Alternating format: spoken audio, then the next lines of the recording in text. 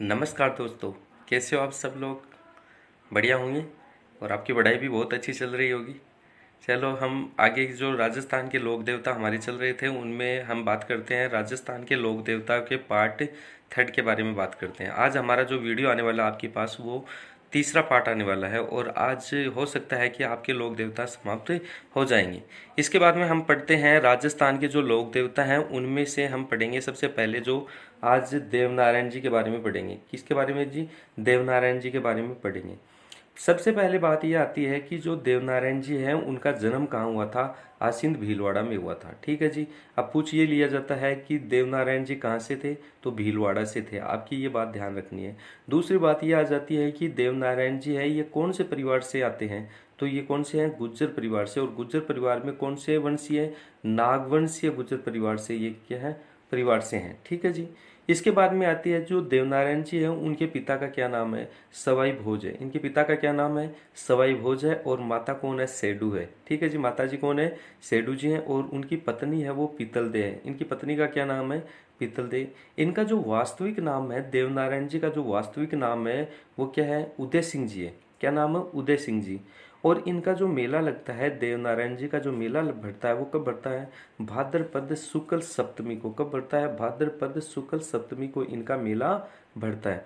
दूसरी बात आती है, ये जो देवनारायण जी हैं ये कौन सी जाति के आराध्य देवता हैं? ये गुर्जर जाति के क्या है? आराध्य देवता हैं। यहाँ तक की ठीक बात है। इसके बारे में बात आती है, जो मेवाड़ राज्य है जो उसमें जो मेवाड़ में राणा सांगा हुआ था, आपको पता है एक शासक हुआ था, बहुत ही प्रसिद्ध शासक हुआ है।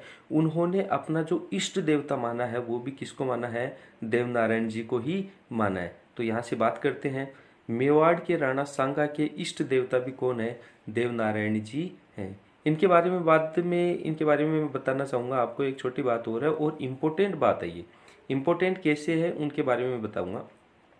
इम्पोर्टेंट इसलिए है कि जो देवनारायण जी का जो मंदिर है उस मंदिर में उनकी मूर्ति की पूजा न करके किसकी पूजा की जाती है? ईंट की पूजा की जाती है। तो इम्पोर्टेंट हुई ना बात ही। तो क्वेश्चन आता है कि राजस्थान के लोग ऐसे कौन सा लोक देवता है जिसकी मूर्ति की पूजा न करके एक ईंट की पूजा की जाती है? तो वो कौन सा है? देवनारायण जी। ठीक है जी। यहाँ ईंट की पूजा की जाती है, न कि मूर्ति की पूजा की जाती है। ठीक है। इनके बारे में बात करते हैं आगे हम। तो आगे की हमारी बात होगी। इसमें इन्हें क्या कहा जाता है? एक तो जो औषधि होती है उन औषधियों का क्या कहा जाता है? देवता भी कहा जाता है। क्या कहा जाता है? औषधियों का देवता। यानी औषधि आपको पता है जो आयुर्वेदिक जो होती है चीजें उनके उनका देवता भी कहा जाता है। और दूसरी इंपॉर्टेंट जो बात है इसमें यह है, जो इनके जो मंदिर है उनके मंदिर में जो नीम के पत्ते होते हैं, एक वृक्ष होता है नीम, सब जानते हैं, उनके पत्ते चढ़ाए जाते हैं। तो इनके मंदिर में नीम के क्या चढ़ाए जाते हैं? पत्ते चढ़ाए जाते हैं। दूसरी बात होती है कि भगवान विष्णु के ये क्या माने जाते हैं? अवतार माने जाते हैं। किसके अवतार माने जाते हैं? भगवान विष्णु के अवतार माने जाते हैं। साथ साथ में बात यह है कि इनके जो प्रमुख सहयोगी हैं, इनके प्रमुख सहयोगी के रूप में कौन है? मार्कंड देव है। कौन है जी? मार्कंड देव है। अब यहाँ से एक बात आती है कि राजस्थान के लोक देवी देवताओं में लोक देवताएं हैं उनमें सबसे लंबी जो फड़ होती है वो किसकी है? देवनारायण जी की। इसके बारे में बात करते हैं। इनकी जो फड़ है सबसे लंबी फड़ है राजस्थान में, सबसे लंबी फड़ किसकी है? देवनारायण जी की है। और जो जंतर वाद्य यंत्र है इनके साथ ये बांधी जाती है। अब यहाँ से एक बहुत ही इंपॉर्टेंट बात आ रही है कि जो देवनारायण जी है इनकी डाक टिकट जारी की गई थी इनके ऊपर, और वो कितने रुपए की गई थी? 5 रुपए की गई थी। कब की गई थी? 1992 में इसको ऊपर 5 रुपए की डाक टिकट जारी कर दी गई थी। ठीक है जी। इसके बाद में बात करते हैं, जो यह एकमात्र ऐसे देवता है जिनकी फड़ है वो देश के बाहर है। मतलब राजस्थान का कोई भी लोक देवता ऐसा नहीं है जिनकी फड़ राजस्थान के बाहर है। तो एकमात्र लोक देवता है देवनारायण जी है जिनकी फड़ राजस्थान के बाहर यानी देश के बाहर भी है। वो कहाँ पे है? जर्मनी संग्रहालय में स्थित है। किसकी? एकमात्र लोक देवता है जैन, इनकी फट जो देश के बाहर है देवनारायण जी की। इनके बाद में मैंने 3-4 बातें नोट लगा के लिखी है, ये वेरी इंपॉर्टेंट है। यहाँ से देखना कि सबसे लंबी फट कौन से लोक देवता की है? देवनारायण जी की है। सबसे छोटी कौन से की है? मेहाजी की है, और सबसे जो लोकप्रिय है ये मैंने कल बताई थी बाबूजी की, और सबसे बड़ी व छोटी एक साथ नाम आ जाए तो देवनारायण जी की ही आएगी। इसके बाद में बात करते हैं कि जो देवनारायण जी का जो मुख्य मंदिर है वो कहाँ है, आसिंद भीलवाड़ा में है। दूसरी बात आती है इनकी जो जानकारी है, इनकी जानकारी के स्रोत हमें कहाँ से मिलते हैं, तो बगड़ावत से मिलते हैं। और ये बगड़ावत ये किसके द्वारा लिखी गई है, लक्ष्मी कुमारी चूड़ावत के द्वारा ये लिखी गई है। इसके बारे में हम बात करते हैं आगे की, तो उसमें एक जो आगे का जो हमारा लोक देवता है उनके बारे में बात करते हैं, तो उनका नाम है मल्लीनाथ जी। उनका क्या नाम है, मल्लीनाथ जी। तो ये मल्लीनाथ जी को ज़्यादा बड़े चैप्टर में नहीं आएंगे, एक छोटा सा चैप्टर है मल्लीनाथ जी का, इनके बारे में बात करते हैं, लेकिन यहाँ से कई बार क्वेश्चन आ जाते हैं। तो पहली बात तो आता है मल्लीनाथ जी। तो मल्लीनाथ जी का जो मंदिर है मुख्य, तो जो मुख्य मंदिर है वो कहाँ पे है, मालाजाल तिलवाड़ा बाड़मेर में है। कहाँ है, मालाजाल तिलवाड़ा बाड़मेर के में इनका मुख्य जो मंदिर है मल्लीनाथ जी का वो स्थित है। अब जो मल्लीनाथ जी का जो मेला लगता है वो कब लगता है, चैत्र कृष्ण प्रतिस्पर्धा को लगता है, यानी अमावस्या तक लगता है। ठीक है जी। इसके बारे में बात करते हैं कि इनकी पत्नी का क्या नाम है, मल्लीनाथ जी का रूपादे है। ठीक है। इनके गुरु थे, उनका नाम है उगम सिंह। क्या नाम है, उगम सिंह है। और इनकी एक विशेषता है, इंपॉर्टेंट है, कि ये भविष्य वक्ता है। यानी कहा जाता था कि जो मल्लीनाथ जी हैं ये भविष्य की जो भी घटनाएं होने वाली हैं फ्यूचर में वो उन पहले ही बता देते थे। तो एक भविष्य वक्ता के रूप में भी मल्लीनाथ जी को क्या किया जाता है, पूजा जाता है। दूसरी बात होती है, यहाँ पे नोट लगा के और दोबारा मैंने बात लिखी है, इन्हें भविष्य दृष्टता और चमत्कारी देवता भी कहा जाता है। क्वेश्चन आ जाए, राजस्थान का ऐसा कौन सा लोक देवता है जो भविष्य देखता था और उसके चमत्कारिकता के लिए वो प्रसिद्ध था, कौन सा है, मल्लीनाथ जी। अब इनके बारे में है, जो मल्लीनाथ जी हैं इनके नाम से ही जो मारवाड़ है उनके कुछ क्षेत्रों का नाम पड़ा है। देखते हैं, इन्हीं के नाम पर मारवाड़ के कुछ क्षेत्र में मालानी नाम कहते हैं। यानी मारवाड़ का कुछ कोई जो अलग से कोई क्षेत्र है उनको किस नाम से भी जाना जाता है, मालानी के नाम से भी इनको जाना जाता है। इसके बारे में बात करते हैं आगे से हम। जो अगला हमारा आने वाला है वो है लोक देवता भूरिया बाबा। कौन सा लोक देवता है, भूरिया बाबा। और भूरिया बाबा के बारे में बात करते हैं। सबसे पहले ये गौतमेश्वर प्रतापगढ़ में, कहाँ पे है इनका मंदिर, गौतमेश्वर प्रतापगढ़ में। भूरिया बाबा के बारे में एक इम्पोर्टेंट बात यह है कि भूरिया बाबा की झूठी कसम जो मीणा जाति के लोग होते हैं वो कभी भी इनकी झूठी कसम नहीं खाते हैं। और जो मीणा जनजाति है इनके इष्ट देवता भी कौन है, भूरिया बाबा है। चलो इनके बारे में बात करते हैं। ये गौतमेश्वर प्रतापगढ़ में है। मीणाओं के ये क्या है, इष्ट देवता हैं। और मीणा जनजाति के लोग इनकी कभी भी क्या नहीं खाते, झूठी कसम नहीं खाते हैं। ठीक है जी। तो पूछ लिया जाता है कि मीणा जाति को जो जनजाति है उनके इष्ट देवता कौन है, भूरिया बाबा है। ठीक है। इसके बाद में पढ़ते हैं बिग्गा जी। तो बिग्गा जी कहाँ है, रीडी गांव बीकानेर में। बिग्गा जी का मंदिर कहाँ है, रीडी गांव बीकानेर से। और ये कहाँ से है, बीकानेर से है। ये इनको भी क्या कहा जाता है, जो गाय रक्षक देवता भी कहा जाता है। इनको क्या कहा जाता है, गाय रक्षक देवता। और जो कुल देवता है, ये जो बिग्गा जी है ये कुल देवता है। कौन से परिवार के, ये जाखड़ समाज के क्या है, कुल देवता माने जाते हैं। इनके बाद में हम पढ़ते हैं जो हरिराम जी है। हरिराम जी के बारे में पढ़ते हैं कि हरिराम जी के बारे में कहा जाता है कि ये सांप रक्षक देवता भी है। सांप रक्षक में इनका जो मंदिर होता है इनमें किसी भी प्रकार की मूर्ति की पूजा न करके जो सांप की बम्बी होती है, जो जहाँ सांप रहता है उन बम्बी की पूजा की जाती है, उस छेद की पूजा की जाती है। चलो हम हरिराम जी के बारे में देखते हैं। हरिराम जी ये कहाँ है, झोरडा गांव नागौर में है। ठीक है जी। इनका मेला कब लगता है, भाद्रपद शुक्ल पंचमी को इसका क्या लगता है, मेला लगता है। इन्हें क्या कहा जाता है, सांप रक्षक देवता भी कहा जाता है। इनके बारे में बात करते हैं तो इनके लिए इनकी सांप की बम्बी की पूजा की जाती है। ठीक है जी। ये मैंने आपको अभी अभी बताया है कि इनके जो जो मंदिर हैं उनमें इनकी बम्बी की पूजा की जाती है। इनके बारे में बात करते हैं आगे। हम कल्लाजी के बारे में बात करते हैं। जो कल्लाजी राठौड़ है उनके बारे में बताते हैं। ये भी एक लोक देवता के रूप में प्रसिद्ध हुए हैं। जो कल्लाजी हैं इनके बारे में बात करते हैं। जो मीराबाई है कि ये कल्लाजी क्या लगती थी, बुआ लगती थी। ठीक है, क्या लगती थी, बुआ जी लगती थी। और मीराबाई है इसके बारे में आपको आगे जो आने वाले वीडियो हैं उनके बारे में काफ़ी एकदम खुल के बताएंगे, ताकि ये यहाँ से बहुत सारे क्वेश्चन आते हैं मीराबाई के, और जब हम राजस्थान की हिस्ट्री पढ़ेंगे तो वहाँ इसके बारे में पूरा डिटेल से बात करेंगे। ठीक है जी, इसके बारे में बात करते हैं। सबसे पहले कल्ला जी, इनका जन्म कहाँ हुआ था? सामियाना गांव मारवाड़ में हुआ था। सामियाना गांव मारवाड़ में हुआ था। इनके पिता का क्या नाम है? अंचला जी, राव अंचला जी नाम है इनका। उनके जो गुरु हैं ये कौन है? भैरवनाथ। किसके? कल्ला जी के गुरु भैरवनाथ। और जो कल्ला जी है उसको उपनाम से भी जाना जाता है। किस नाम से? चार हाथों वाला देवता के नाम से। जब ये युद्ध कर रहे थे तो अपने एक चाचा है जयमल, तो जयमल के क्या होते हैं कि पांव खराब हो जाते हैं युद्ध में, वो पहले ही उनके जो पांव काम नहीं करते हैं, तो कल्ला जी है जयनारायण जी को अपने कंधों पे बिठा के युद्ध करते हैं, तो उस समय उनके दो पांव और चार हाथों वाला देवता, इसीलिए उनको कहा जाता है। इनकी मृत्यु है ये अकबर के विरुद्ध हुई थी चित्तौड़ युद्ध में। कब हुई थी? 1567 में चित्तौड़ युद्ध में अकबर के विरुद्ध हुई थी। और उनकी जो मुख्य जो पीठ स्थित है कल्ला जी की, वो कहाँ है? रेनेला सिरोही में इसकी पीठ स्थित है। इनके बाद में हम बात करते हैं जो एक और लोक देवता हैं हड़बू जी। तो हड़बू जी के बारे में हम बात करते हैं।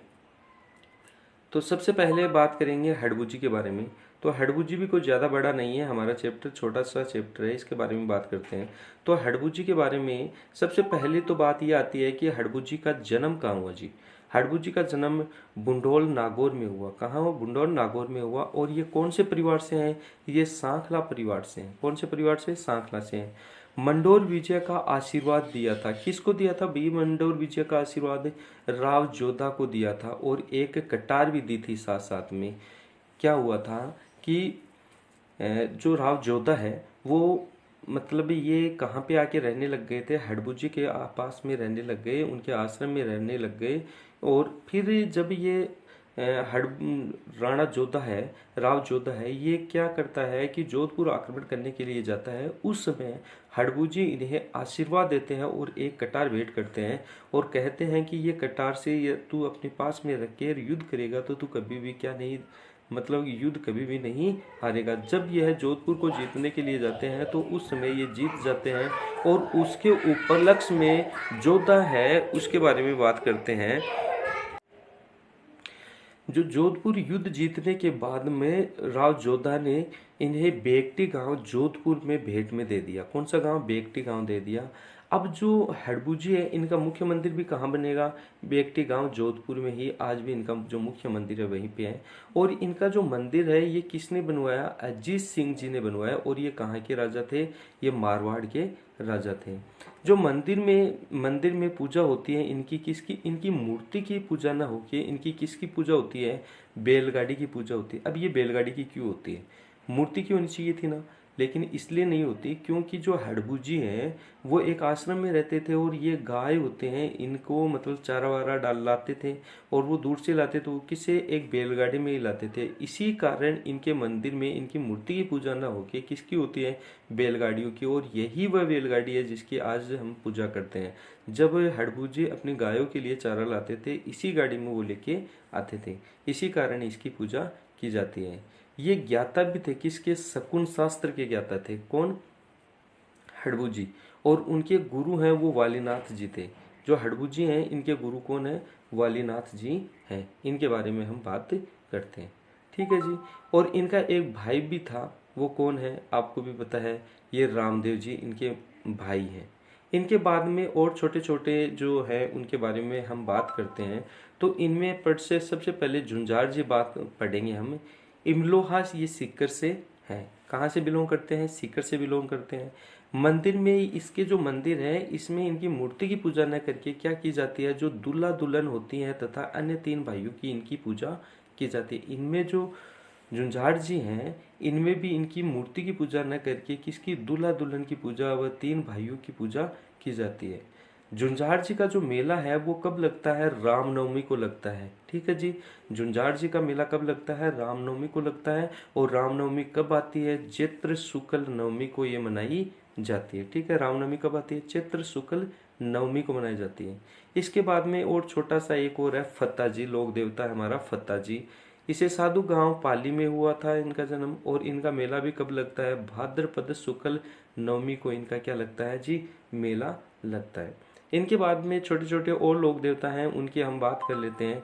इनके बाद में बात करते हैं तो सबसे पहले हम बात करते हैं झंडा जी की बात करते हैं। इनमें क्या होता है, इनका वास्तविक जो नाम है रूपनाथ जी था। क्या नाम है? रूपनाथ जी था। बाबूजी का ये क्या थे? भतीजा था। बाबूजी के ये क्या है? भतीजा है। इनकी जो पूजा है ये हिमालय पर्वत में बालकनाथ के रूप में की जाती है। तो बालकनाथ के नाम से भी ये क्या है? प्रसिद्ध है। कहाँ? हिमाचल प्रदेश में। इनकी जो पूजा है हिमाचल प्रदेश में बालकनाथ के रूप में इनकी पूजा की जाती है। इनके जो मंदिर स्थित हैं वो कहाँ कहाँ है, इनके बारे में बात करते हैं। ये सिमुंदड़ा गांव है, कहाँ पे है? बीकानेर में है। दूसरा कोलूमंड गांव है, ये जोधपुर में। इन दोनों स्थानों पे इनका क्या है? मंदिर स्थित है। इसके बाद में बात करते हैं डूंगर जी और जवाहर जी के बारे में। ये नाम तो आपने सुने भी होंगे और इनके बारे में काफ़ी आप जानते भी होंगे।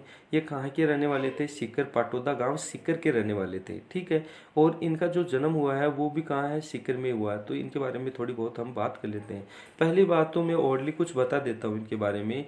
ये ऐसे मतलब लोक देवता के रूप में इनको पूजा जाता है क्योंकि ये जो अमीर आदमी होते हैं उनसे धन इकट्ठा करते थे और गरीब लोगों में बांट देते थे। मतलब कहने का है कि ये क्या होते हैं कि जो अमीर लोग होते हैं उनसे धन इकट्ठा करते और लोगों में बांट देते। इसी कारण इसे क्या कहा जाता है? डूंगर जी और जवाहर जी का मंदिर कहाँ है? सीकर में बताया गया है। चलो डूंगर जी और जवाहर जी यहाँ से बात करते हैं। सबसे पहले तो हम जो डूंगर जी है और जवाहर जी है, सबसे पहले तो इनका जो जन्म है, उनका जो मंदिर है वो कहाँ है? सीकर में पाटोदा जो गांव है वहाँ पे सीकर में इनका क्या मंदिर है? स्थित है। ठीक है। यह अमीरों का धन लूटकर गरीबों में बांटते थे। सबसे पहली इंपॉर्टेंट बात यही आती है। दूसरी बात इनके बारे में कहा जाता है कि इनको बंद कर लिया था, यानी इनको कैद कर लिया था। कहाँ पे? आगरा की जेल में कर लिया था। लेकिन ये क्या होते हैं? आगरा की जेल को तोड़ के वहां से फरार हो जाते हैं। इनके बाद में इन्होंने क्या किया, तो 1857 की जो क्रांति है उसमें जो नसीराबाद की क्रांति है उसको उन दोनों ने क्या किया? लूट लिया। अंग्रेजों की जो छावनी है नसीराबाद उसको लूट लिया 1857 की क्रांति में। इनके जो प्रमुख जो सहयोगी के रूप में कार्य करने वाले हैं वो लोहट जी जाट व करण मीणा जी है। दो हैं इनके जो सहयोगी है, लोहट जी जाट व करण मीणा जी इनके सहयोगी रहे। इसके बाद में हम जो अगला जो लोक देवता आते हैं उनके बारे में बात करते हैं। देव बाबा। अगला लोक देवता कौन है? देव बाबा। इनके बारे में बात करते हैं। तो आगे का जो हमारा जो ये सबसे पहले बात ये करते हैं, जो देव बाबा हैं इनके बारे में बात करेंगे। तो देव बाबा के बारे में सबसे पहले तो इनका जन्म है वो कहाँ हुआ था? इनका जन्म भरतपुर में हुआ था और इनका मंदिर भी वहीं पे बना हुआ है। अब ये कहाँ पे है? नंगला जहाज भरतपुर में है देव बाबा का। अब दूसरी बात आती है जो पशुपालक समाज के जो ये क्या है? आराध्य देवता है। जो पशुपालक समाज होता है उनके आराध्य देव कौन है? देव बाबा जी हैं। ये जो पशु चिकित्सा भी कहा जाता है, इनको पशु चिकित्सक भी कहा जाता है। ऐसा क्वेश्चन आता है कि राजस्थान का कौन सा लोक देवता है जिसे पशु चिकित्सक भी कहा जाता है? तो वो कौन सा है? देव बाबा जी हैं। इनका जो मेला है वो कब लगता है? इनका मेला लगता है भाद्र शुक्ल पंचमी को लगता है, प्लस चैत्र शुक्ल पंचमी को इनका मेला लगता है। इस प्रकार से हमारे जो जितने भी जो लोक देवता हैं राजस्थान के आज कंप्लीट हो जाते हैं। और इनके बाद में जो हमारा नेक्स्ट जो वीडियो आएगा वो आपको जल्दी ही आप को मिल जाएगा। और जो हम नया टॉपिक लेके आएंगे उसके बारे में नए वीडियो में हम बात करेंगे। So thank you very much.